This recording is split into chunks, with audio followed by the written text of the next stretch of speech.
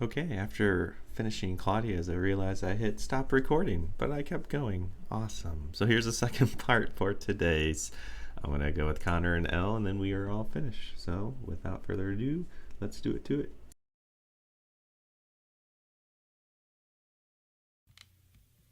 1920s baseball.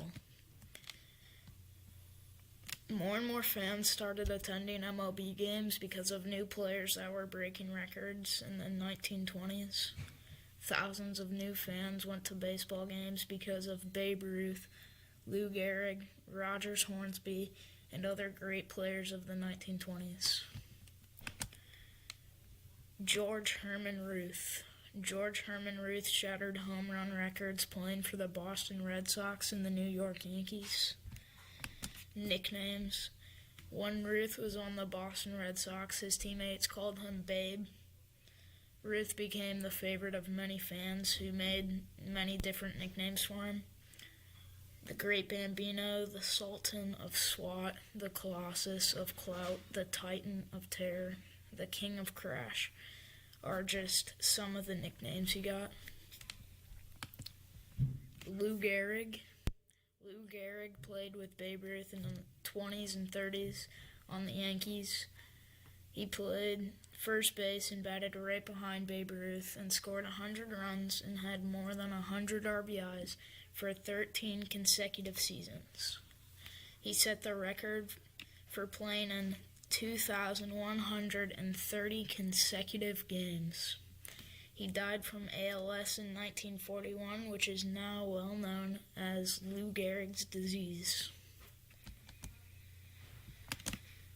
Rogers Hornsby. Rogers Hornsby played for the St. Louis Cardinals during the 1920s. In 1922, he won the Triple Crown, leading the league in home runs with 42, RBIs 152, and average 401. He also led the league in runs, hits, doubles, slugging percentage, and on-base percentage. He's now considered the best right-handed batter ever. The Negro League. The Negro League also began to grow. New fans watched players like Satchel Paige and Josh Gibson play in the Negro League. Satchel Paige was a Negro League pitcher in the 20s and with a very good fastball. He dazzled many fans with his fastball, which he threw right past most hitters. Josh Gibson was a Negro League catcher. He was considered the best power hitter in the Negro League in the 20s and possibly even in the major leagues. And that is it, folks. Thank you, Connor. Moving on to our last one, which is O. And as I've been doing before, if you need to finish writing or typing what your 321 is, go ahead and pause now to do so.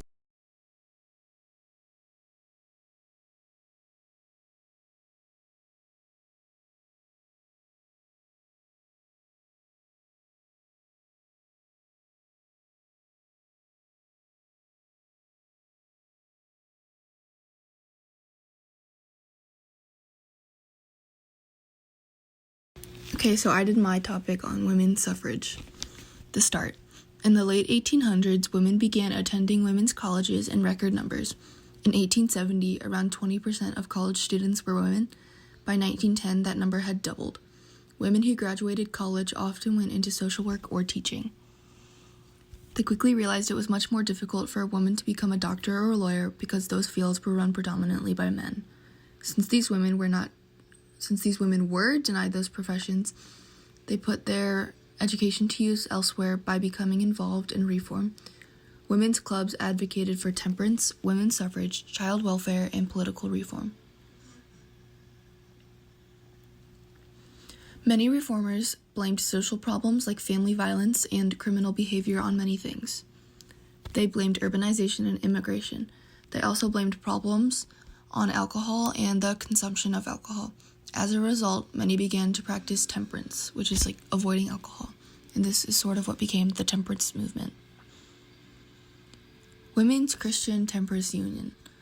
In 1874, reformers from multiple backgrounds formed the Women's Christian Temperance Union, the WCTU. The WCTU fought for the institution of local and state laws restricting the sale of alcohol. The WCTU started 10,000 branches. Over 1,000 saloons were forced to shut down because of the temperance advocates' efforts.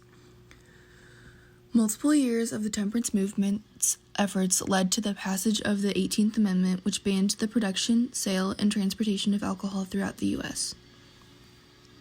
Fighting to vote. Women reformers also fought for the right to vote. Many feared if women gained the right to vote, they would support minimum wage or child labor laws.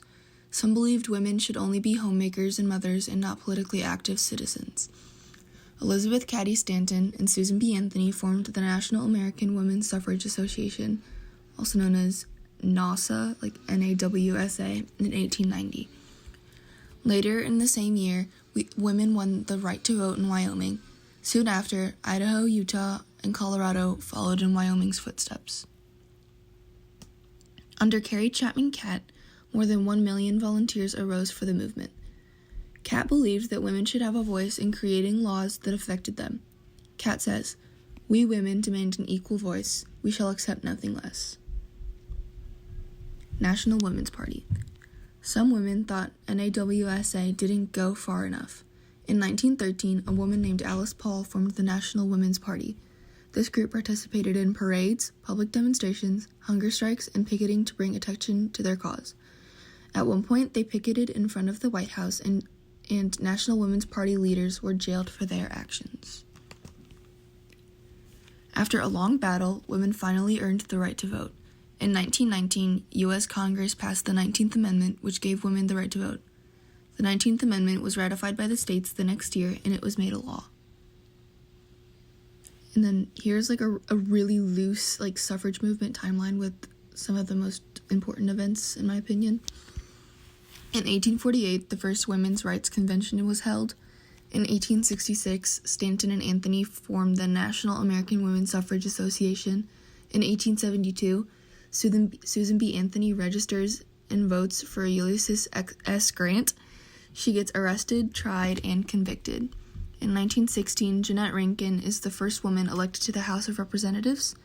In 1917, picketers are arrested for, quote-unquote, obstructing traffic during a demonstration. In 1919, the 19th Amendment is passed by the House and Senate. And then in 1920, the 19th Amendment becomes a law in all of the states. And then, here's another thing, in my opinion, kind of like a summary. Many women-led groups were formed to support the suffrage cause. They participated in multiple activities to bring attention to their cause. They faced many challenges, but nevertheless, they prevailed and got what they earned. Women finally got the right to vote. That's it. Awesome. Thank you. One quick thing on what Elle just presented on the women's suffrage movement. There's this movie called Iron-Jawed Angels from 2004 that's actually really good if you're interested in that topic. It kind of shows, and it looks like right here on YouTube, someone has the whole movie. So just saying, if you want to watch that, if you're interested in it, especially you ladies, it's a good watch. All right, have a great weekend. I'll post one video only on Monday, not two. And yeah, we will be finishing up on Monday and Tuesday. If you're hearing noises in the background, that's my dog Lucy attacking her toy. So, okay, I know I said your name. I know. Okay, have a great weekend. I will catch you Monday with our next step of videos. Ciao.